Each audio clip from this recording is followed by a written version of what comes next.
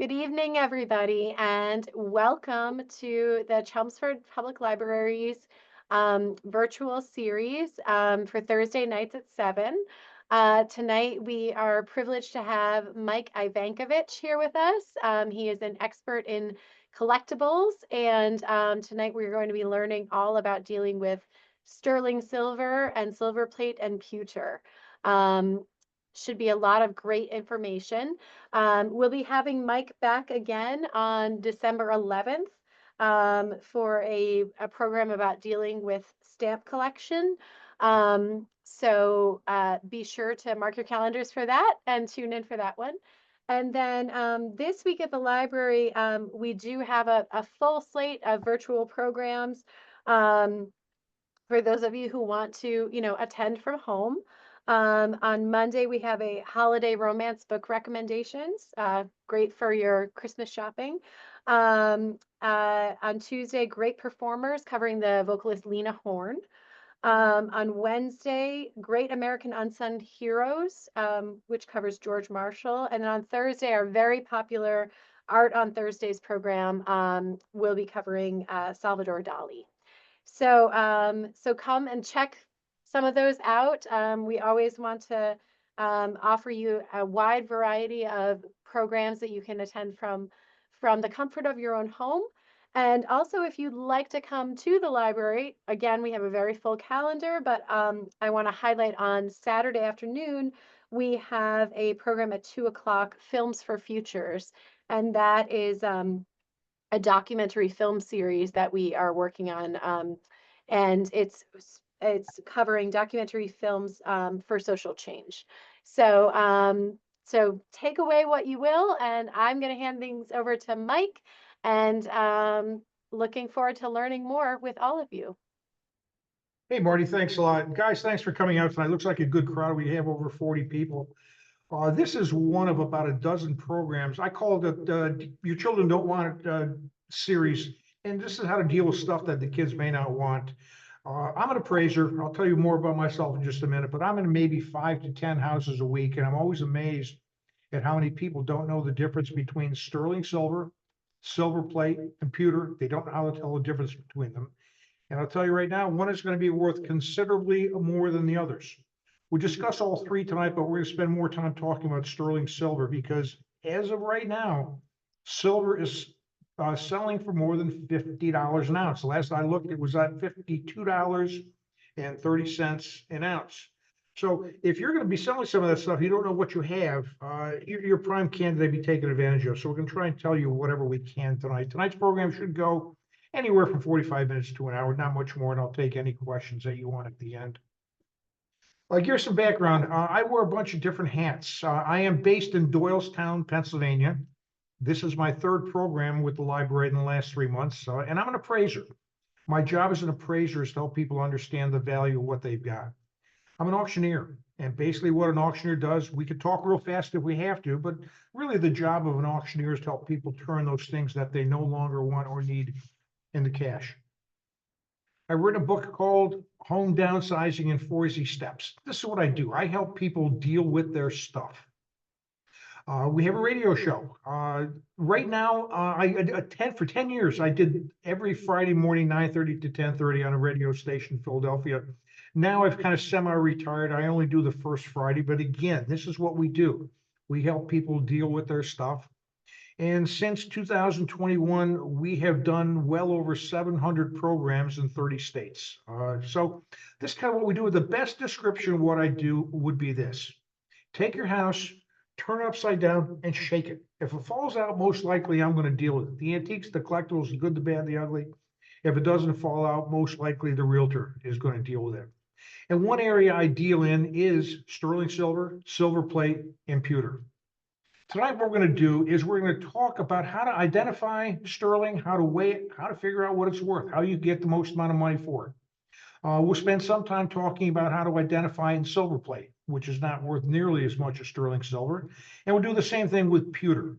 We're going to talk about understanding avoirdupois versus troy weights, because precious metals, gold, silver, things like that, are bought and sold using the troy weight system, not the standard avoirdupois system. So we'll get into that. We'll talk about how you can test your things for purity. We'll talk about spot price and everything else. We're going to do some calculations tonight. I'm going to show you how to do it. So it may not be a bad idea to have a pad and paper next to you. I'm going to show you what to do. And by the time we're done, if you stay with me the whole time, you should be able to figure out pretty much what your silver is worth. You don't need these tools for the program, but if you are going to be dealing with silver, pewter, silverplate, I would recommend that you have a 10x loop, a 10 power loop, or a magnifying glass. You probably have a magnifying glass around the house. A 10x loop is better. If you don't have one, you could get one on Amazon for $10 or $15. I would recommend that you get some type of digital scale because you want to weigh your silver before you sell it. You're going to need access to a spot price. I'm going to tell you how you could download an app to your phone so you'll know instantaneously what the spot price of gold and silver is. Wouldn't be a bad idea to have a calculator. You always have a calculator probably on your phone, but not bad to have one nearby. And then you might need some testing equipment to determine whether your silver is actually silver or not.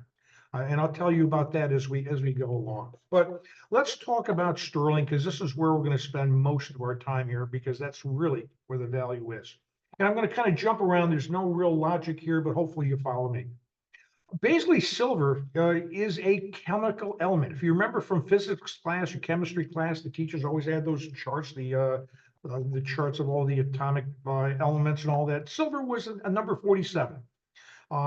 Its element abbreviation is Ag. Silver is basically a white, lustrous metal. It's hard, but not too hard. One of the beauties of it is it does have some strength, and it's very slow to tarnish, so it stays shiny, whether you're for whatever your purpose is going to be. It's hard enough, but it's still malleable. It's easy to work with, and you're going to have to mix things in with sterling to make it hard enough to last. But we'll get into that in just a couple minutes. But it's easy enough to work with.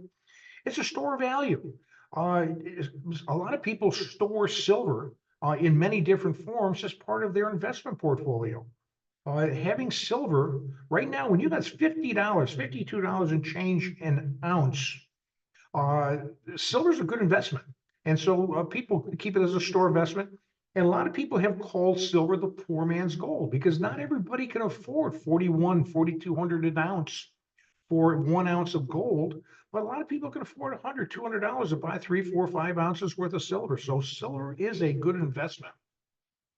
All right, silver, pure silver is different than sterling silver. The problem with silver is generally too soft and malleable to last for a long time, whether you're going to make it into jewelry, dishes, flatware, or whatever. So they have to combine the silver, the pure silver, with another metal to harden up. So by law, sterling silver has to be 92.5% silver, and then they mix in tin or copper to harden it up. So whenever you see the word sterling, it has to be 92.5% pure silver. Silver is beautiful. I mean, silver has decorative elements. You can use it for decorative things. You could sell it for cash value. And unlike gold, really the only purpose gold has is an investment in gold bars or jewelry. Silver has those same two things, but silver also has an industrial value. They need silver for certain things like, oh, I'm drawing a blank here. There's certain things that, like air conditioning needs it. Uh, solar lighting needs it, things like that. So silver has a commercial use as well as a decorative jewelry thing. How did they come around with the name sterling? Well, I assume this is true. I read this somewhere in a book and it makes perfectly sense to me. It was about 10 centuries ago, give or take a little bit, that in England, the people in England were trying to come up with a perfect form of silver. And it was either too hard, too soft, not shiny enough, whatever. So don't ask me why, but for whatever reason, supposedly England imported a bunch of German silversmiths. So here's a map. You have England in the west, you have Germany to the east. Well, apparently it was the German silversmiths that came to England and came upon that 92.5% silver, 7.5% tin or copper formula. Why? I don't know, but that's what they did. And that seems to have lasted an awfully long time.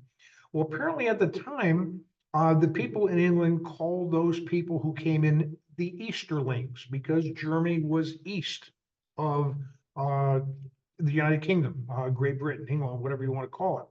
And then eventually the name Easterling was shortened to sterling. True story or not, I don't know, but it certainly makes sense to me. Most sterling silver is going to be marked. It'll be marked sterling. It'll be marked with a 925, which is the 92.5%. Sometimes it's going to be marked with a hallmark, and I'm not going to spend much time on hallmarks. But one of the key hallmarks you want to look for, and we'll get into this again, is what's called the lion passant.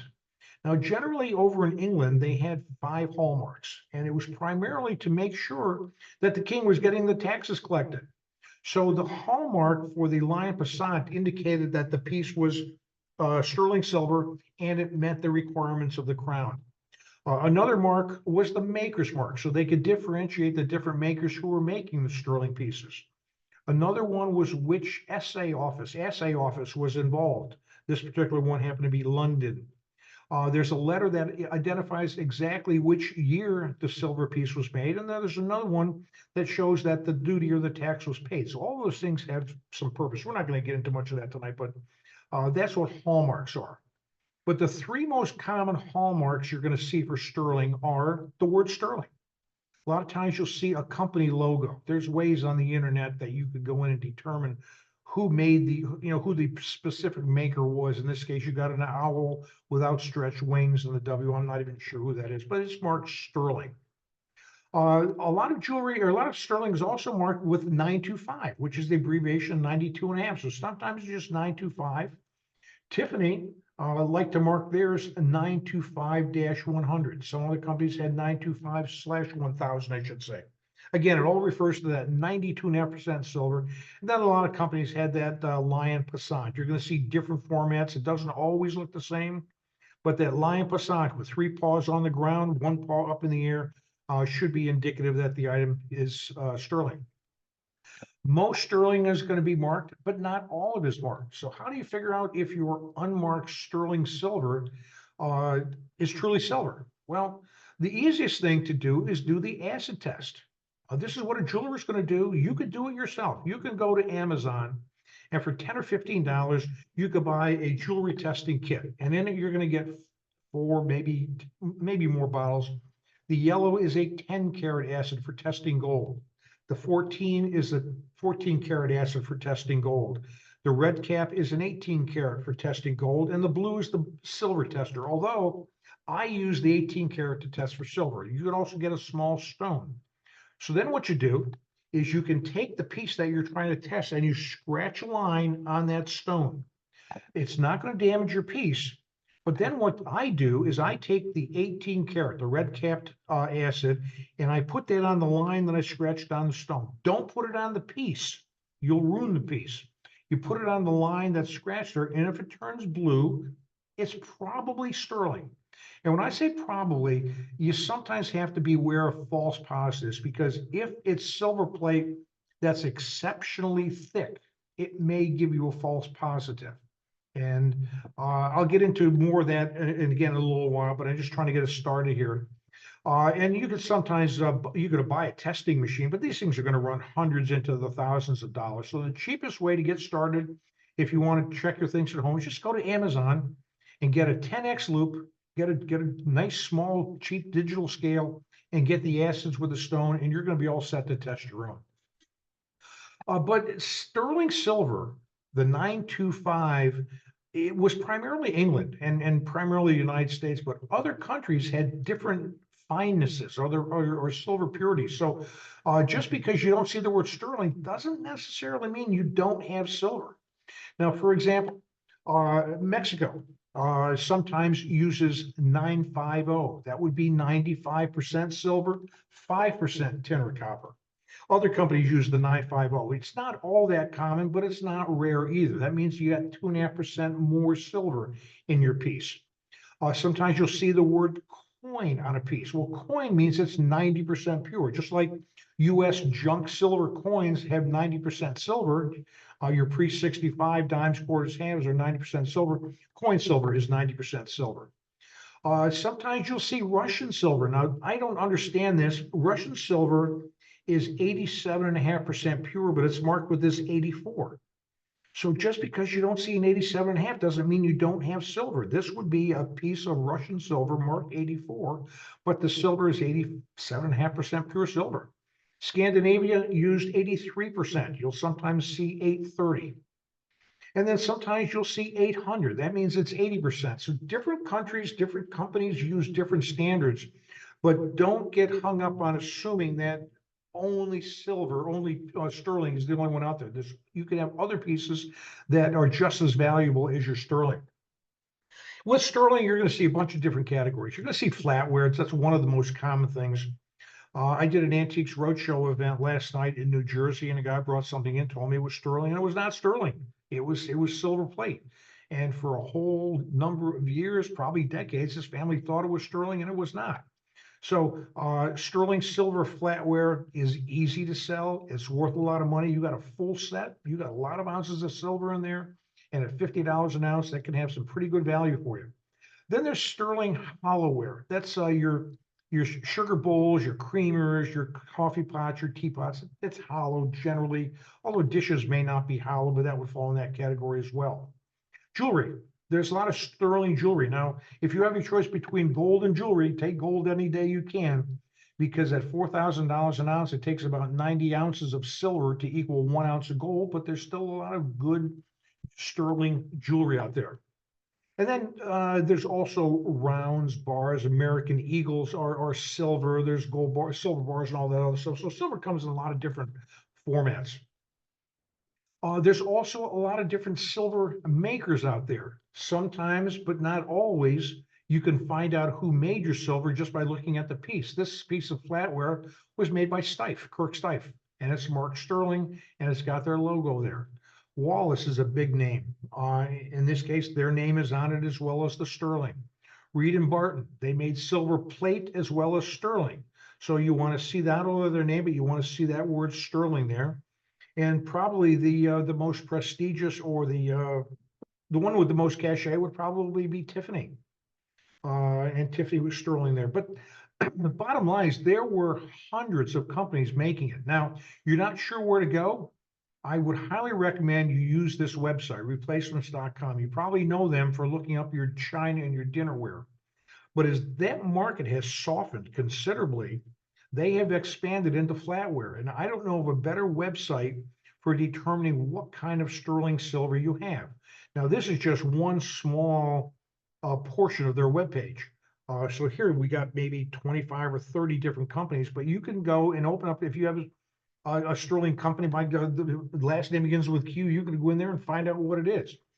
So it's a great way to figure out what you got. Now, in addition to the company makers, each company had many different patterns. And again, you can use the replacements.com website to figure out what your pattern is, because the pattern is usually not going to be listed on the piece. Now, for example, I just went and took out some samples here. Now, this piece, which is pictured on the replacements website, is from the Tiffany company, and it's the English King pattern. This one is the shell and thread pattern from Tiffany. This one is also Tiffany. It's called bamboo. And from my perspective, different patterns are much more popular than others. So I think if you have a set of sterling silver, you'd probably get more money for the traditional shell and thread than you would the Tiffany bamboo, even though they're probably going to be pretty much the same amount of sterling silver. You don't know what, you know the maker, you have a Wallace set of sterling silver, but you're not sure what the pattern is. You can go to that replacements.com website, go into the Wallace section, and go pattern by pattern until you match up what you got. It's easy, it's free, and that I'm telling you, that website, the replacements website, is the best in the country. But don't pay attention to their prices. Their asking prices are not close to what you're going to be able to sell your stuff for, but it's great for identifying pretty much what you have. And Tiffany alone has 9 pages with maybe 25 or 30 different patterns on each page. So there's probably a couple hundred different pages just for Tiffany alone, or patterns for Tiffany alone. Understand that some of your sterling is going to be solid sterling, and some of it is not going to be solid. It's going to be what we call weighted. Now, solid sterling means the whole thing is sterling. The sterling dishes, sterling bowls. If it's marked sterling, the whole thing is sterling. Your in your flatware, your spoons, your forks, your bouillons, certain knives, but not all knives will be solid sterling. But some of your sterling is going to be what we call weighted sterling. Candlesticks are weighted. What that means is you may put them on the scale. They may weigh 10 pounds, 10 ounces, but you don't have 10 ounces worth of silver because these things have a heavy cement in the bottom that were designed to prevent them from tipping over once the heavy upright candle is put in there. So before you can successfully sell that, the person you're selling to is probably going to take a knife, cut it down the side, peel it open, throw away the cement because they're not going to pay you for cement.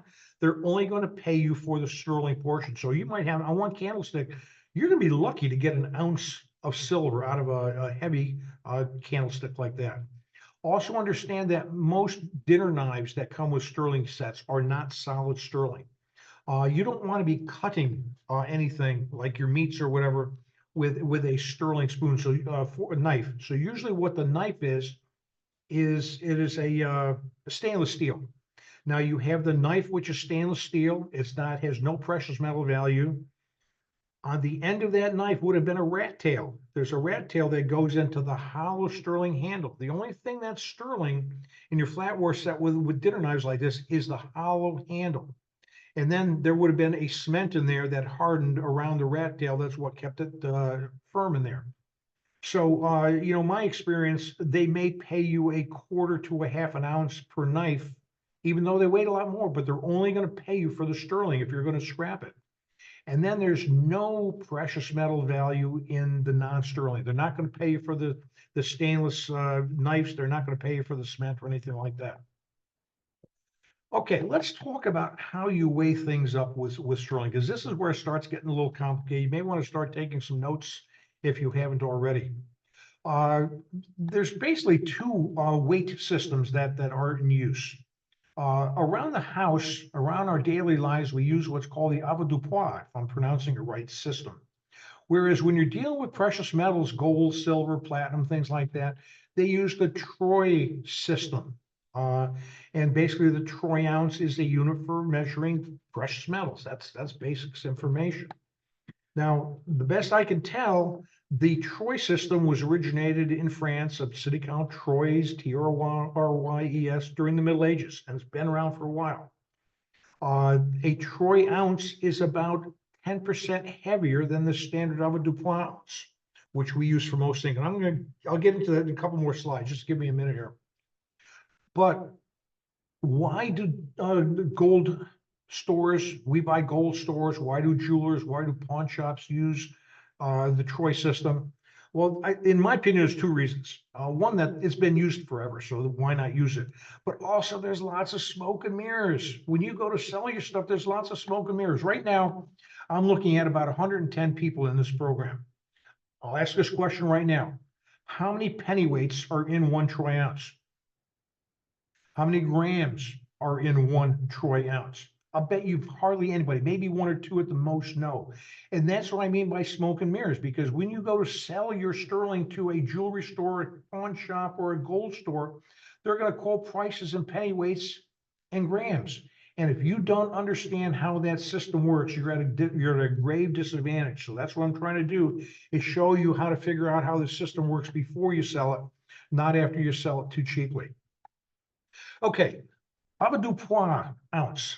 This is what we use on a daily basis. 1 pound equals 16 ounces. Your bathroom scale uses the avoirdupois system. Your postal scale uses the avoirdupois system. You go to the giant market and order meat or cheeses, it uses the 16 ounces to 1 pound. Whereas when you're dealing with precious metals, we use troy ounces. An avoirdupois ounce, I'm sorry, is OZ. A troy ounce is OZT. That's how you identify a troy ounce. There are 12 ounces in 1 pound. There are 12 troy ounces in 1 troy pound. There are 20 pennyweights. The abbreviation for pennyweight, don't ask me why, is DWT. So there are 20 pennyweights in 1 troy ounce. There are 31.1 grams per 1 troy ounce.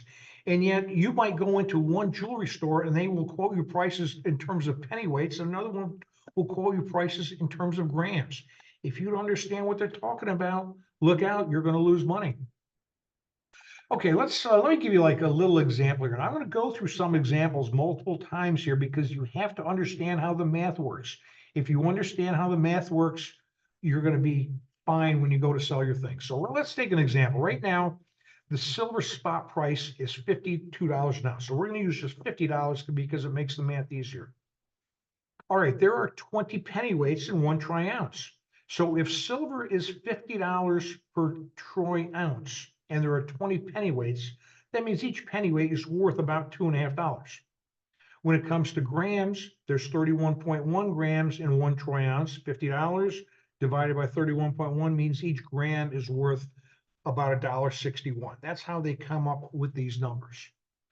But the dealers have to make a profit, so they're not going to pay you these prices. They're going to pay you a discounted amount. And we're going to be talking about that, but keep that in mind. Dealers have to make money, and there's no law that says the dealer has to pay you a fair amount, and there's no law that says they have to pay a standard amount. They're going to pay you as little as they can get away with. So your best defense is to know what you got before you walk in the door, rather than after you leave the place selling too cheaply. We'll be talking about that again as well. Okay, avoirdupois versus troy weights. If you're going to weigh it up, you're usually better off having a digital scale. If you don't have a digital scale that will weigh things not only in avoirdupois ounces, but troy ounces, pennyweights, grams, get one. If you're going to be trying to figure out what your things are worth, you can get one for $10, $20, $30 on Amazon. It'll be here in a couple days. If you don't have a troy scale, you're not out of luck. You can use a factor. You can put your things on an avoirdupois scale, and then you can convert it to troy by multiplying it by 9.912 factor. And I'll show you how to do that in just a minute. There is also on Google an ounce to troy ounce converter. I never use it, but if you want to utilize that, you can do that. You put something on your avoirdupois scale, and then you put that into the converter, and it will tell you how many troy ounces you have. I find it quicker just to use that 9.2 figure. Okay, let's talk about how you convert avoirdupois ounces. Now, here's a perfect example. I one time had a woman, I was helping her sell some sterling silver. She was in Ocala, Florida. I'm up in Doylestown, Pennsylvania. She sends me her silver. It's a silver flatware set, and it's all wrapped in those felt folding wrappers and all that other stuff. So when I told her how much it weighed, she said, that's not correct. That's not what it came up on my scale. So I said to her, A, did you use your bathroom scale to weigh these? Yes, I did. Did you weigh them with the cloth wrappers around them? Yes, I did. Did you weigh the knives at full weight? Yes, I did. Well, that's why she didn't have the correct amount of weight. So you've got to convert it to troy weight before you sell it. So, again, precious metals trade in troy ounces. We got to convert it. Let's use one example here. You take the weight off your bathroom scale, off your postal scale, off your deli scale, whatever, and you multiply that number times 0.912, and that will, within reason, it's not going to be exact, but it's going to be very close to converting the avoirdupois weight to your troy weight. So as an example, if on your postal scale you have 3 ounces of silver, if you multiply that 3 ounces times 0.912, you really have about 2.736 troy ounces total weight. Here's another example. Same formula, but if you had 20 ounces, if it weighed 20 ounces on your scale times 9.912, you really have 18.24 troy ounces. We're not even into the silver yet. This is your total weight. All right, now let's get into calculating the silver value, because the first thing we've done is just converted the avoirdupois weight to troy weight. Not that hard once you know what to do. Once you get the system down, guys, it's like riding a bike. You can do it over and over again easily. And there's 6 steps.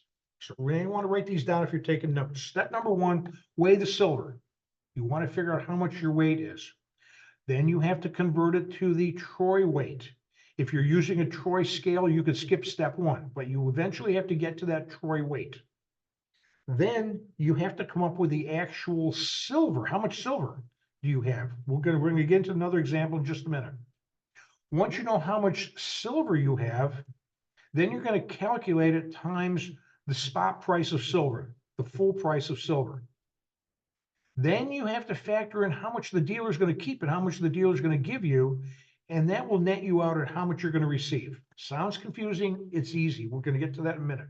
So weigh the silver, convert it into the troy weight, figure out the spot price of silver, calculate the gross value of the silver, apply the dealer discount, and that's how much you should be walking out of the store with. Okay, so if you're using a bathroom scale, digital scale, postal scale, if you use a troy scale, you don't have to worry about step one. You can just move to step two.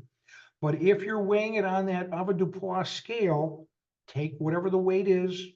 Now, you certainly don't want a bathroom scale because that's only by pounds. And you want something that's going to break it down into the ounces. You might show you that you got 1 pound, 6 ounces worth of silver, something like that.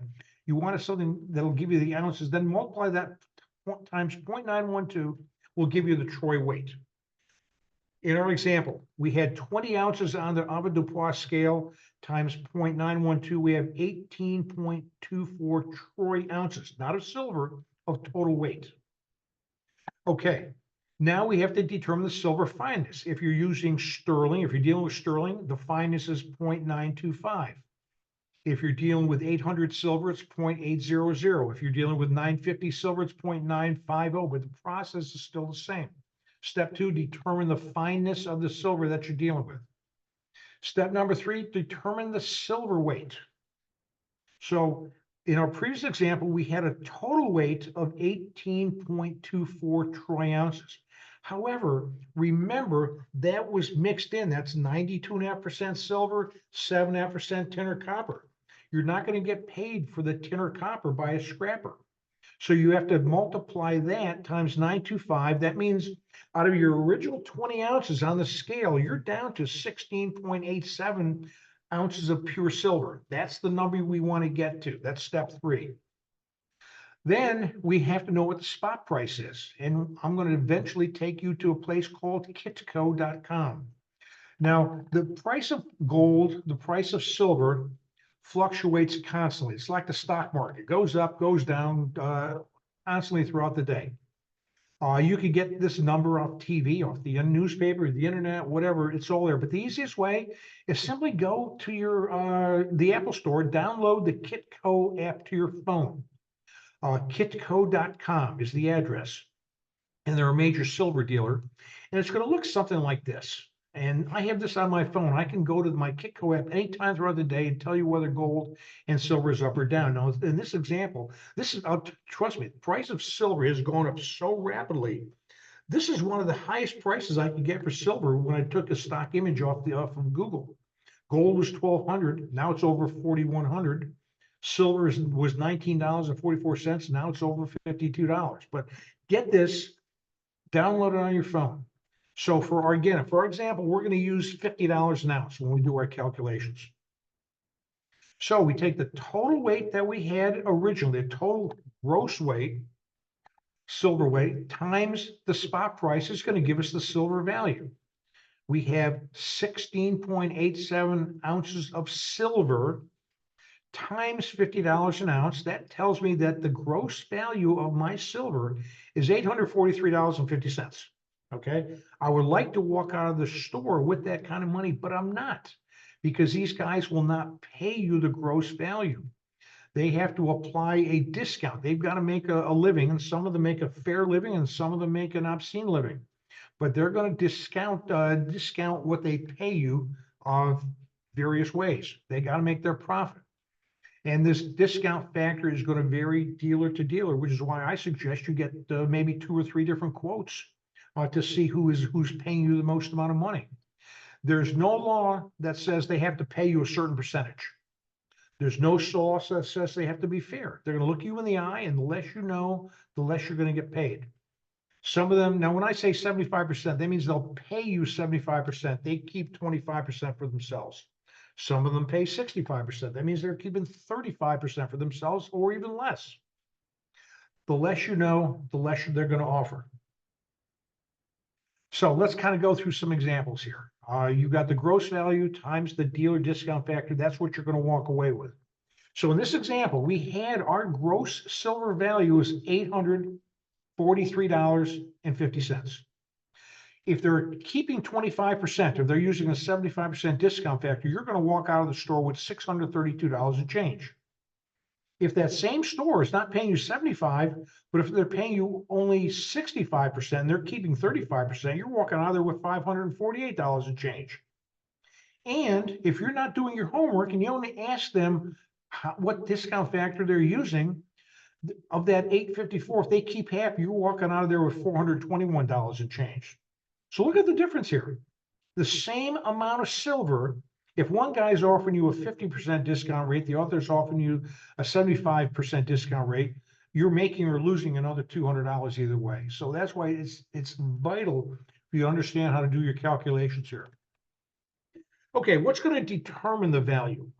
There's lots of other factors. It's not just the weight and all that. But certainly we start with the purity and the weight.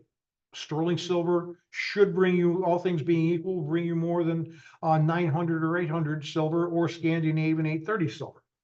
And then the weight is certainly important. The greater the weight, the more money you're going to walk away with. If you're dealing with sterling silver flatware, I've seen sets that were 30 or 40 ounces, and I've seen sets that were 150 and 200 ounces. So it can be a huge difference, but the purity and the weight is a starting point.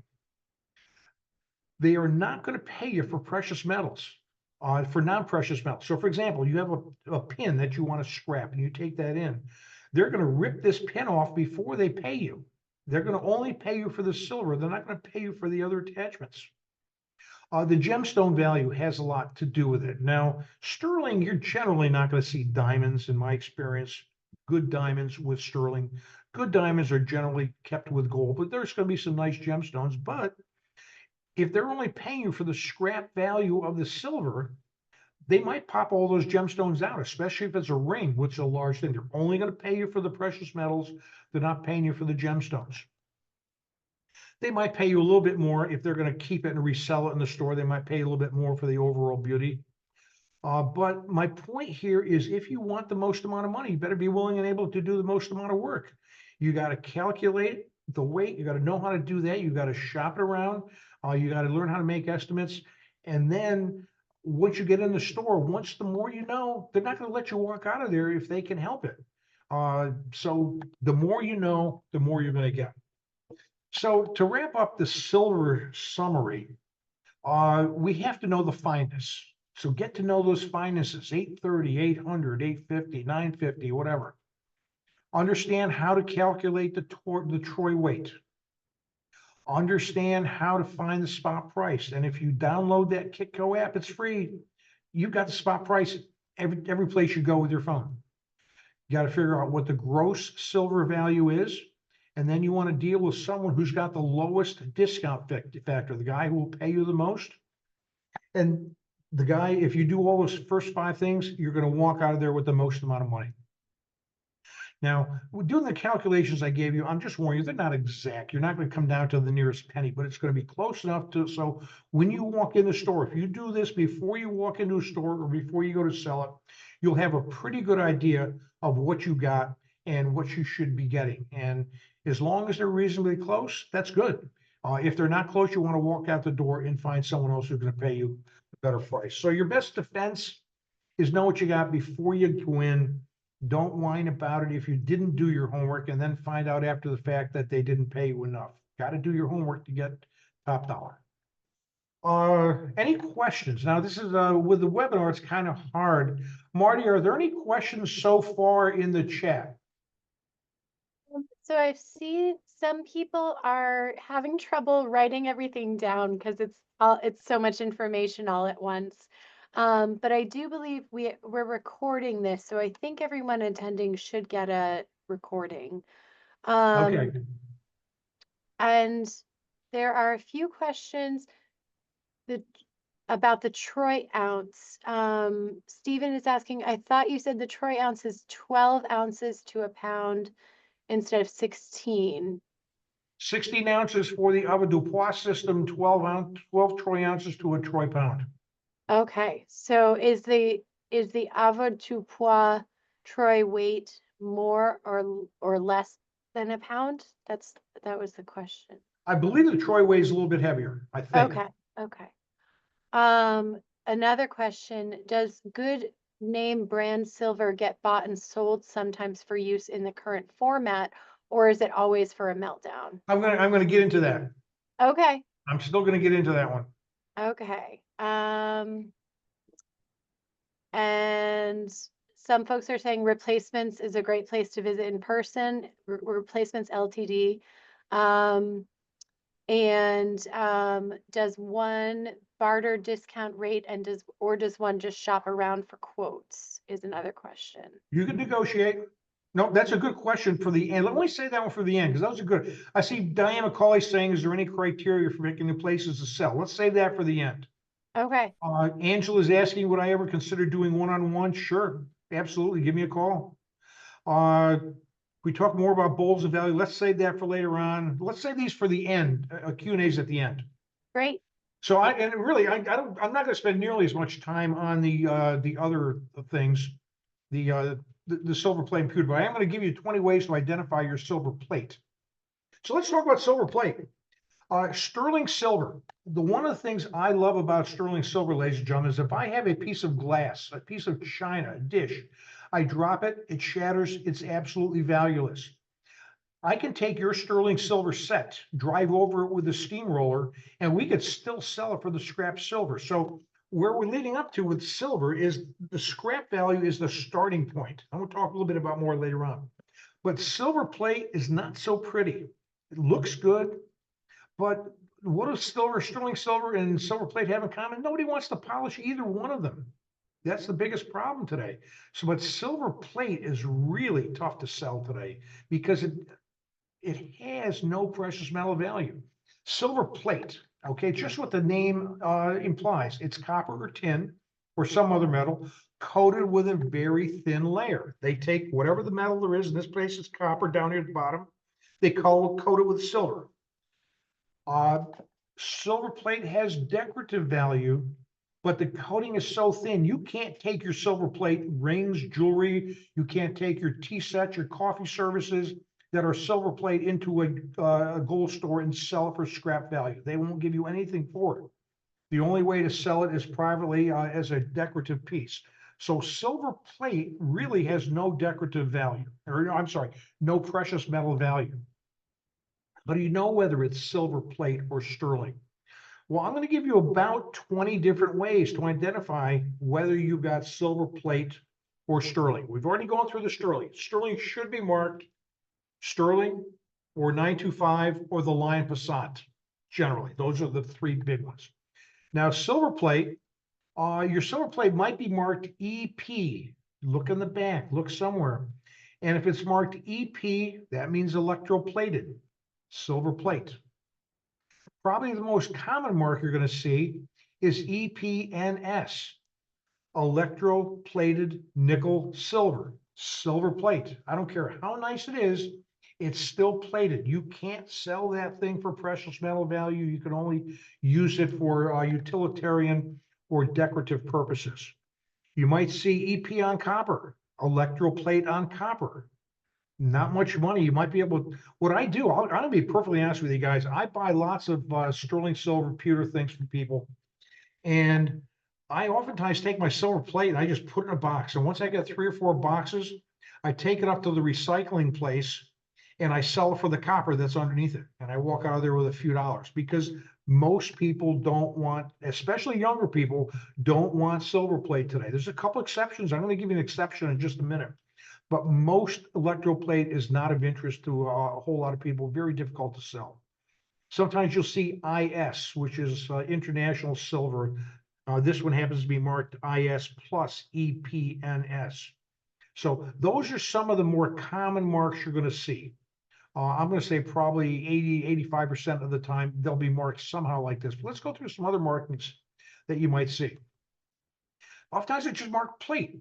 If you have a set of community silver plate, it'll say community plate. So if you see that word plate, you know it's silver plate. ESM means electroplated silver mount, silver plate. If you see EPWM, electroplated white metal, you don't see these very often, but they are out there. Britannia, a lot of people think Britannia ware is sterling silver. It's not. Britannia is silver plate. If you see the letters BP, BP means Britannia plate. You might see Sheffield or Sheffield plate, silver plate. Community, I mentioned that already. If it's marked community or community plate, almost always it's going to be stainless steel. If you see a foil sticker on it, I think only one time have I seen a foil sticker that said sterling. Almost always it's going to be silver plate. Or on the bottom of a dish, you might see a tarnished area where there was a sticker at one point and it fell off. In most cases, that's going to be silver plate as well. Excuse me. If you have German silver, it's silver plate. It's a fancy term, but German silver does not mean sterling. Germans, now I'm not saying all German silver is silver plate. What I'm saying, certain types of silver were identified as German silver. That would be silver plate. EPGS, electroplated German silver. Nickel silver, sounds like it's real silver, it's silver plate. Another one I don't have on here, I forgot to add it. If you see the word alpaca, ALPACA silver, sounds like it's real silver, it's silver plate. Silver on copper is going to be silver plate. MP, magnetoplate, silver plate. Another test is usually, not always, but usually silver plate is going to be a little bit heavier because copper that's coated with a thin layer of silver will usually be heavier than a thinner sterling silver set. Sometimes you can look for traces. Look on the underside or look around a piece. And if you see where some of the silver plate is starting to wear away and you see the copper color underneath, that's copper. That's going to be silver plate. And be careful because just because a piece is hallmark doesn't mean it's sterling. Some of these hallmarks were manufacturer hallmarks. In this case here, it looks like a fancy hallmark, but what is it? EPNS. It's just a fancy way of saying it's silver plate. Here's another one. You have the company's initials, a D, looks like, I don't know, a TB and S. That's the company's initials, but it's EPBM, electroplated, whatever. And different things like that. They're designed to look like hallmarks. It's just marketing ways. So those are about 20 ways you could tell whether you got silver plate or not. But the last thing you want to do, guys, is start throwing your silver plate away when indeed it's sterling silver. The last thing you want to do is take some sterling silver that you think is silver plate and you tell the guy at the store, I don't want a silver plate, and you're giving him the sterling silver. You have to know how to identify these things so you're not giving money away. You might see the word quadruple plate, fairly common. It's usually marked on the bottom. It's oftentimes marked with a circular logo, quadruple plate. All that means it's a silver plate that's been dipped 4 times. It's a marketing term. It's designed to make it sound fancier than silver plate. Quadruple plate sounds better.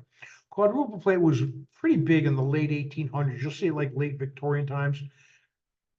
You're not going to use it because I certainly wouldn't want to put coffee in one of these old things and drink out of it. And it doesn't have any precious metal value. So what most people do is they either put it on a shelf where it accumulates dust, or they put in a box down in the basement not knowing what to do with it. But quadruple plate has no precious metal value. The one exception to silver plate, guys, is Christofle. It's French silver plate, but this can bring pretty good money. It has no precious metal value, but it's highly collectible. And if you go into eBay and you look at Christofle silver, you'll see that it's sometimes selling in the high hundreds, if not $1,000 plus. There's different types of it, all those main pairs, but it's a very collectible one. But this is probably the only type of collectible silver plate that I could be aware of. Another thing you have to be aware of, I alluded to this earlier, But some pieces have heavy silver plate and they're going to give you a false reading.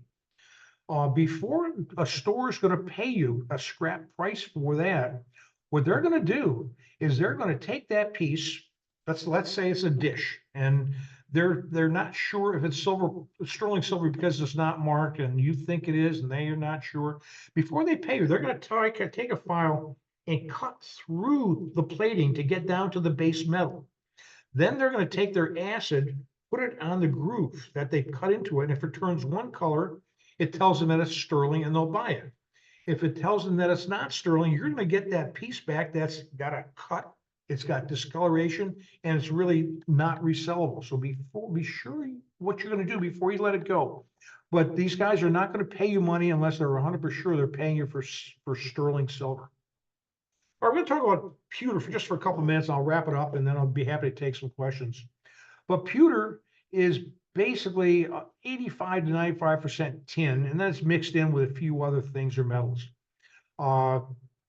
Pewter has decorative value, absolutely no precious metal value. You cannot take that into the jeweler. They may buy it for the decorative value. They're not going to pay you a cent because there's no precious metal value in your pewter. Now, there's antique pewter and there's contemporary pewter. My rule of thumb is antique is usually, not always, but usually better. You might have some Williamsburg pewter. Around us for 25 years, they've been out of business for 10 or 15 years now, but there used to be a place called the Pewter Cupboard. And they made their own pewter. It's lovely, but what do you do with it? No one feels comfortable eating off pewter plates. No one feels comfortable drinking coffee out of pewter cups or coffee pots or teapots or something like that. So they're mainly decorative. You may see some pewter that's marked Revereware, okay? Understand that's contemporary. That is not, has no connection with Paul Revere. Paul Revere never worked with pewter. It's just a marketing term. It is what it is. It's no precious metal value in Revereware. So the bottom line is, what's wrong with pewter today? In my opinion, nothing. The only problem with pewter today is the younger generation doesn't necessarily care for it. So if you have pewter to sell, good luck. It's not going to sell for nearly what it did years ago. But if you like pewter, you can buy it very cheaply today. There hasn't been a better time to buy pewter in the last 25 or 30 years. So great time to do that. Good luck with that. But to wrap up the program, and then I'll stay on for any questions that you might have. Sterling silver has precious metal value. Drive over it, punch a hole in it, step on it, whatever you want to do, you can still sell for the scrap metal value. You can sell it for more if it's in perfect condition. Give me just a couple more minutes here. Silver plate and pewter have no precious metal value. Decorative only, utilitarian only. Sterling silver has investment value. Think in terms of the poor man's gold. Many people can't afford that $4,000 an ounce for gold, but they're investing in silver. And what usually happens, this has been happening for centuries. Silver usually follows gold. Right now, gold has gone up really fast, but now silver's slowly catching up. Silver was, $48 last week. It's now up to $52. It's gone up about 10 or 15% in a couple of days. So silver is a good thing to invest in. Also, don't forget that gold is basically only good for investment or for jewelry. Silver is good for investment, for jewelry, as well as commercial purposes. We already covered that. Remember that different countries have different silver standards, silver finenesses. So just because it doesn't say sterling, it doesn't mean it's not sterling. It doesn't have silver value. You got to know what else to look for. Now, you have a set of sterling silver. You have some silver serving dishes, things like that. In my opinion, the value starts with the scrap value. That's what you could turn it in for today. No commissions, no delays. You have a sterling silver set, and you can get $2,000 for it today. Well, you can take it into the store, and most of these guys will pay you cash if you ask for cash. So you can sell it today for $2,000. Is it worth more? Probably. But if you send it to auction, a couple things are going to happen. It may or may not sell for more than the $2,000 the guy just offered you. But for all practical purposes, if the auctioneer is going to charge you a 20% commission, it's got to do about $2,500 at auction for you to net out at the $2,000. And it's going to take you sometimes months to get paid. And that's not even factoring buyer's premiums and things like that. So my rule of thumb is if I have a partial set, a sterling silver flatware set that's not complete, if I have some dishes, bowls that have bent dings in them, I'm probably going to scrap them because I'd rather walk out of there with my money today.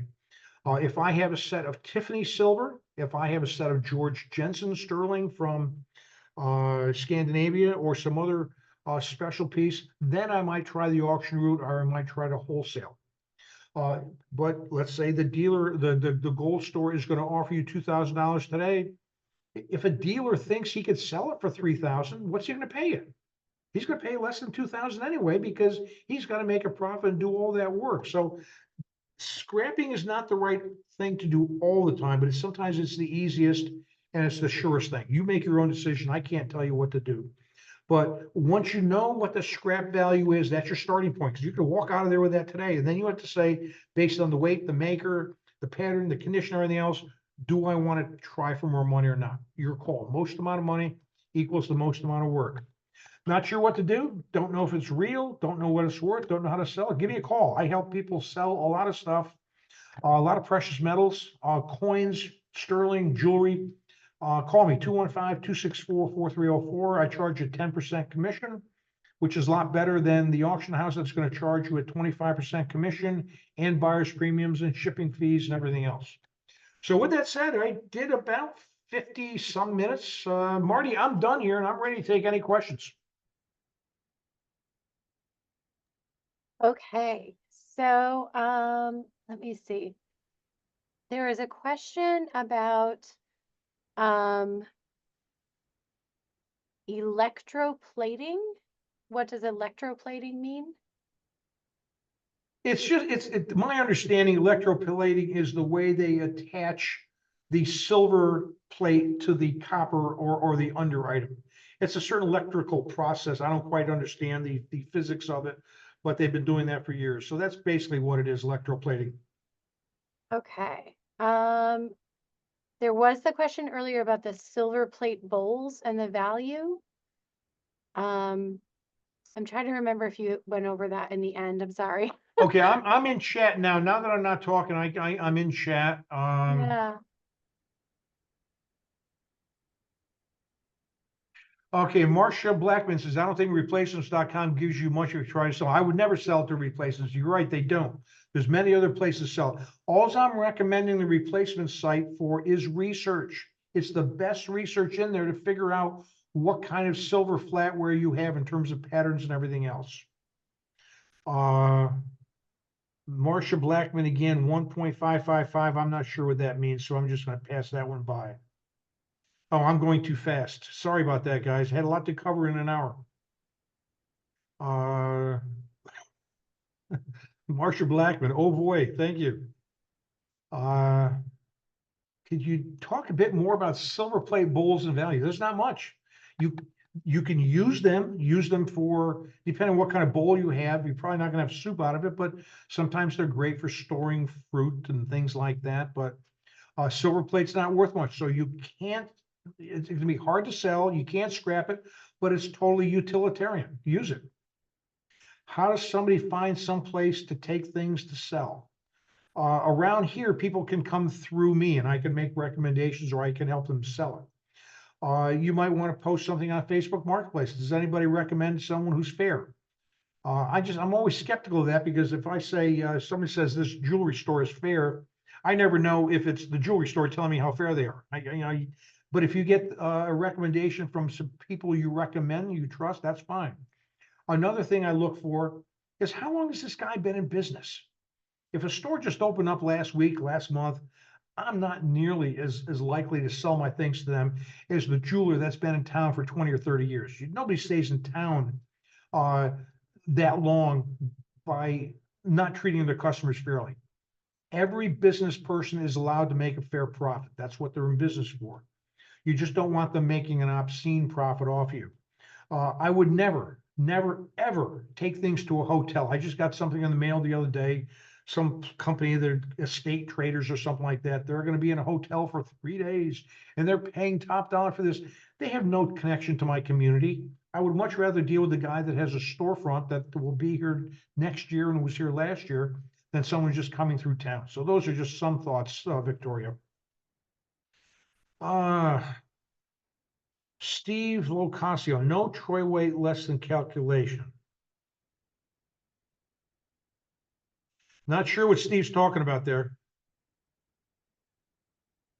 That 912 is just it's a conversion factor. It is correct. As far as I'm concerned, it is. I'm not sure what Steve's talking about, so I'm going to move on. If you use your sterling silver, Karen is saying all the time, you don't have to polish it. Yeah, it's up to you. Sterling silver is okay to polish. People like shiny silver. Never, ever, ever polish your coins. Never polish coins. Steve again is back. Troy is 9.1. If I got it wrong, Steve, I'm sorry. I thought that's what I said. I thought I did. If I got it wrong, I'll check it after the program. Thanks for correcting me if I made a mistake. I don't know what the large spoon Patricia Breslin with the Queen's head. I've got to look at it. I don't know if that Queen's head is something important or if it's just a marketing term. If it's a hallmark, there should be a series of hallmarks, not just one if it's a true hallmark. Marcia, not anyone. Marcia, I'm not going to get into pearls. That's a whole different program we do on jewelry. Are monogram pieces less value? To a certain extent, Diane, yes, they are worth less. The scrap value doesn't change, but I would be less interested in buying a set of flatware or a dish that had your initials rather than a dish that had no initials. But it still doesn't change the value from the scrap perspective at all. And some people don't mind the monogram pieces. They just like the look or the pattern. Susan Thomas, what does GHF sterling mean? I don't know, Susan. I'm not sure what that means. Diane McCauley, are certain pieces that are worth more for the utility versus the precious metal value? I would say yes. I would say yes. Certain pieces are worth more. Tiffany carries cachet. Tiffany will almost always be worth money if it's not in damaged condition than non-Tiffany. Angela Mead, I definitely got taken advantage of with my jewelry collection years ago. I'm still heartbroken. Well, hopefully I taught you something today, Angela, and hopefully we make sure that doesn't happen to you again. I'm sorry that did happen. Not the first time I heard that story. Rebecca saying takeaways from this meeting. I guess that's what I said. I'm not summarizing it too much. Is eBay a good value source? Yes, it's good. The beauty of eBay, Diane, is it's free, but it's got to be apples and apples. It's got to, it's got to be the same weight, the same pattern, and all that. Otherwise, it gets influenced. But yeah, eBay is a good place to check and compare, but don't put 100% confidence in it.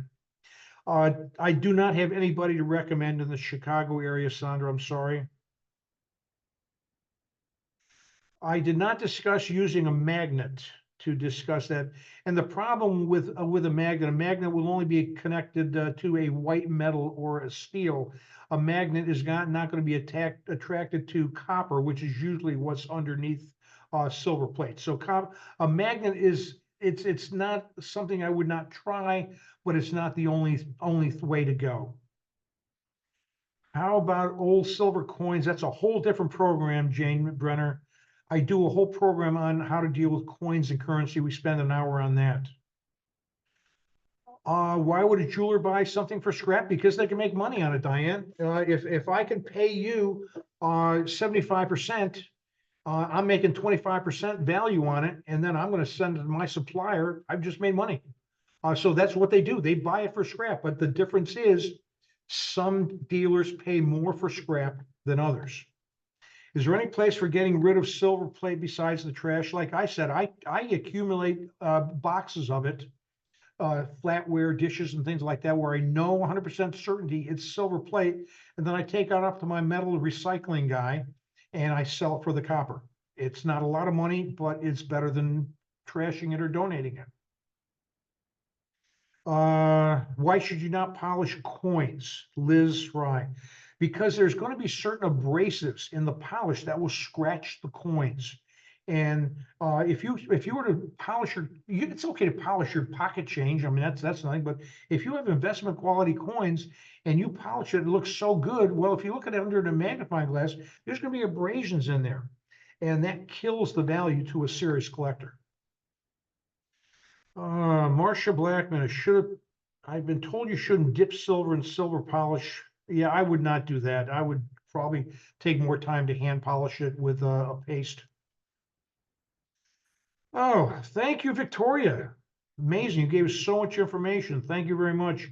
I had a lot more, but it could have gone on for 3 hours, guys. Sorry about that. My mother would store chalk near her silver. I don't know anything about, I've never heard of chalk. I know that there's certain paper strips that you could put in. There's certain felt bags that supposedly work, but I've never heard of that. I don't have a Philadelphia accent, said Nancy Powell. Nancy, I'm originally from Binghamton, New York. That's why. Diane Hart, thank you. Very informative. Thank you for saying so. Charcoal. Okay, somebody just, I'm starting to lose track of these, Marty. All right. Charcoal. I'm not sure what Karen means with charcoal. I'm sorry, I don't know what that is. Chalk absorbs moisture. Okay, Steve, I wasn't aware of that. Thank you for sharing that with us. Coin silver. Coin silver is basically, usually it's like, some people say it's 80%, some people say it's 90%. Junk silver is pre-65 US dimes, quarters, halves. Those coins are 90% silver. Some people refer to that as coin silver. I've heard people call 80% silver coin silver, but not really sure what else to say there. Is gold or silver over the years worth the same? No, it changes all the time. There was a period of time that the gold to silver ratio was 15 to 1. What that meant, it would take 15 ounces of silver to equal 1 ounce of gold. Today, we're talking about 85 or 90 ounces of silver to equal 1 ounce of gold. That suggests to me that silver's underpriced. I think silver is going to go up at some point faster than gold. There's a lot of good YouTube stories on precious metals, gold and silver. I look at those a lot. I listen to some of these silver experts, and I kind of take what they say with a grain of salt, but they make a whole lot of sense. I think silver has a shot to go up even more than gold, but what do I know? Angela, thank you for the kind comment. Diane McCauley, thanks for the kind comment. Karen Reeder, charcoal strips prevent tarnishing. Great, thank you very much for sharing that with us. All I can say, guys, is join us on, if you have a stamp collection, join us on December 11th, 7 o'clock, same time, same place right here. If you have a group outside the library that needs a speaker, go to my website, michaelivankovich.meetingspeaker.com, or just email me, michaelivankovich.meetingspeaker.com. Marty, I think we're done with questions, I think. Yeah, I think so. I was checking in the chat or in the Q&A just to see if there was anything that we missed. And there was something about someone's looking at silver pieces marked sterling. One has a number 3136 and another 560. Do Those numbers probably don't mean anything, Marty. Those numbers Okay. are probably model numbers, maker numbers, things like that. Gotcha. Okay. And then I think you answered most of the other questions that were in the Q&A. I think people must have put them into the chat as well. So yeah, this was a really, I was really fascinated by this presentation. I don't know anything about valuing metals, so I learned a lot. And we're really excited to have you back in December. To answer the question about when is the December webinar, it's going to be December 11th at 7 o'clock. And Marty, what you can do for me is share my name with some of your fellow librarians around the area.